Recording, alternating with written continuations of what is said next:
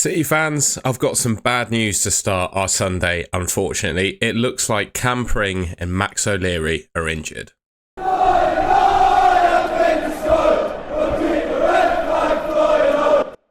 So this one comes from, well, an official article posted on the club's website. It's not just about PRING and Max O'Leary, but I'd say those are the two main things to pull out. We knew, obviously, at the end of the season that Joe Williams was injured. He obviously got injured in the first leg of the semi versus Sheffield United. And it wasn't, I don't know if it was widely known or communicated that Bird was injured, but Bird going into pre-season was injured as well. It looks like they're both going to be available for the start of the season, which is really good. That means we've got 5 centre midfielders fit for next season, which is good. So PRING sustained an ankle injury. Don't know the extent of it yet. It literally just says ankle injury, so we don't know the extent of that. It's going to be assessed when he's back in Bristol. Hopefully it's not as bad as O'Leary's. He's had surgery on his ankle. I think he went for an operation in London last week. It's a 3 to 4 month prognosis, I think, in terms of recovery from that. What it says there, 3 to 4 months. So yeah, we're going to be without Max O'Leary. So mid-July, 1 month, August, 2 months, September. It's November, December time. So we could potentially be without Max O'Leary until Christmas time, which is, interesting. Obviously, assuming he's not going to get any setbacks in that time. Unfortunately as well, for Luke McNally, he didn't travel to Portugal. Obviously, he tore his ACL. He's had a setback in his recovery, unfortunately. So that's a real shame for him. I just wish Luke all the best. Hope he recovers from that quickly, because I think we're going to need him as part of our squad next season as well. So yeah, bad news on Luke McNally. Good news on Bird and Williams. And obviously O'Leary's out for 3 to 4 months. And PRING sustained an ankle injury. We don't know the extent of it yet. But as time goes on, we might get a bit more information. So that means then, starting the season, I suppose it's a good job we bought a second choice goalkeeper, I suppose, in Joe Lumley. I personally don't think Bristol City are going to sign a new goalkeeper. I don't agree with that. I think I pretty much said this on my when I did the tier list of the squad. I think we should have upgraded on Max O'Leary during the summer, and we bought Joe Lumley, which I think was a signing that sort of said more than words needed to. He was brought in as a backup / a little bit of competition for O'Leary. Bajic last season he was never going to play. In fact, I think he did against Lincoln. Was it Lincoln City he played against, and was absolutely horrendous. So yeah, that's what Lumley has been brought in for. But so he's going to start the season, basically. He's going to be, I think, our first choice goalkeeper until sort of November, December time. At least as things stand. But as I said, I think one of the weaknesses in our squad was the goalkeeping position. I think we should have brought someone in to probably provide Max a bit more competition than I think Joe Lumley would have done. I just think we needed to improve the goalkeeper, basically. So what I'll do now, in fact, I've got a little stats comparison that I'll show you. Although it's quite difficult to show a stats comparison because Joe Lumley has played in a few different leagues, a load of different clubs. He's played for 11 different squads. So he played last couple seasons for Southampton.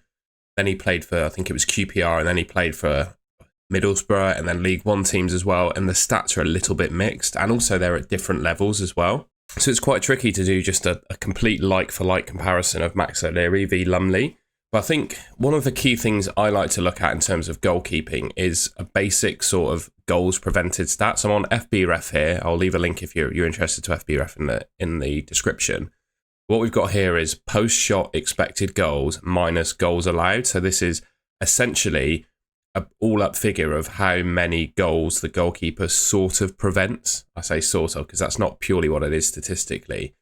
But if you have a positive number, it suggests an above average ability to stop shots, right? And if you have a negative number, it suggests that you let in more goals than you probably should do.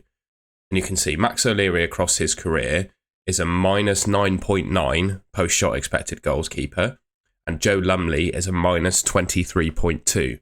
So that both suggests that these two keepers let in more goals than they should be preventing, if that makes sense. And per 90, O'Leary is 0.07. Obviously, Lumley is a bit older, played more games in his career, so this original stat is going to be bigger. But per 90, Max is 0.07 and Lumley is 0.15. So that stat suggests that statistically, Lumley is a worse goalkeeper than Max O'Leary. And I would say that we needed to improve on Max O'Leary. So for me, this injury news is probably, based on the transfer strategy and the signings we've made so far, the player you'd least want to be out. So that obviously begs the question, are we going to bring in a goalkeeper? I don't have any news or any rumours linking us to a goalkeeper. You think if Max is out until sort of December time, could we potentially get a goalkeeper in on loan? I mean, 3 to 4 months recovery time is obviously not guaranteed either. You can have setbacks. Obviously, Luke McNally's had a setback in his recovery from his ACL injury. Although it is a little bit of an insult to sign Joe Lumley on the promise that he's your second choice goalkeeper and then not use him and sign another goalkeeper to replace him. But for me, I'm more of the line of trying to get results and being a little bit harsh if we need to. So are we going to be in the market for a goalkeeper? I always felt we should have been. And I think this O'Leary injury proves that we should be even more. And I think Lumley was brought in basically as a replacement for Bajic, right? We got rid of Bajic. I think he was released, wasn't he? So yeah, I just think we need a new goalkeeper at this point. And another bit of news as well, there was behind closed doors sort of secret friendly that took place between Bristol City and a Portuguese team, SC Firenze, I think they're called. We won 3-1. So first pre-season fixture, behind closed doors, wasn't telefied. I think this is a picture of it being played, and obviously we're in our pre-season training kit. And also I would say, considering how hard it looks like the camp has been when players have been training doubles every day, to play then 90 minutes after that, they're not going to be in peak physical condition either. So to win 3-1 is pretty good going, I think.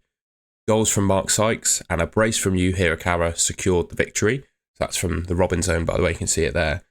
I think it's quite... The news that I would pull out from this is that Mark Sykes and Yu played the game, or at least played some minutes in the game.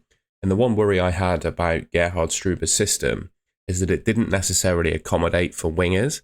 Mark Sykes and Yu Hirakara are wingers, and they both scored in that game. So that's quite interesting to see. I'd be intrigued to know how Gerhard Struber lined up his team for that friendly. But anyway, I thought that was some news that I'd report as well. All right, well, that's the end of the video. I hope you enjoyed it, found it useful. I'm sorry that it's not the best news. Some of you may have already seen this news on Twitter or X or social media in general or whatever. I don't think it's breaking news at this point. I was a little bit busy yesterday, so I couldn't get a video out straight away. But I thought it'd be worth talking about, and I think some discussion in the comments can be had as to whether we should bring in a new goalkeeper. So yeah, if you enjoyed the video, please leave me a like rating and subscribe to the Robin's Nest YouTube channel, which should be just here on your screen. And I'll catch you in my next video.